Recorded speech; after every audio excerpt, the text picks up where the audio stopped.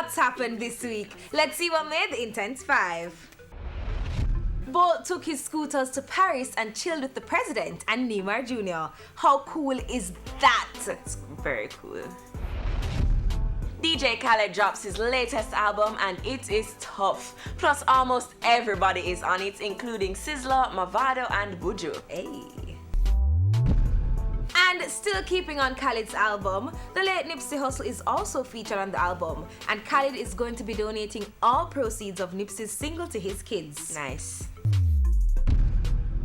Chris Martin was stumped when he was asked an interesting question about cheating while on The Breakfast Club recently. But you know Chris smooth already. He just dealt with it and moved on. And finally holding the number 1 spot this week.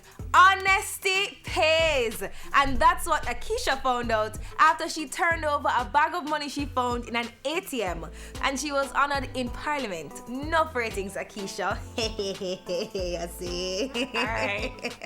Cool story. That's it for the Intense 5 this week. Remember to follow us on IG and Facebook at TVJ Intense. Up next, T3M shows us why Jarrett Lane is more than what meets the eye. Intense soon forward.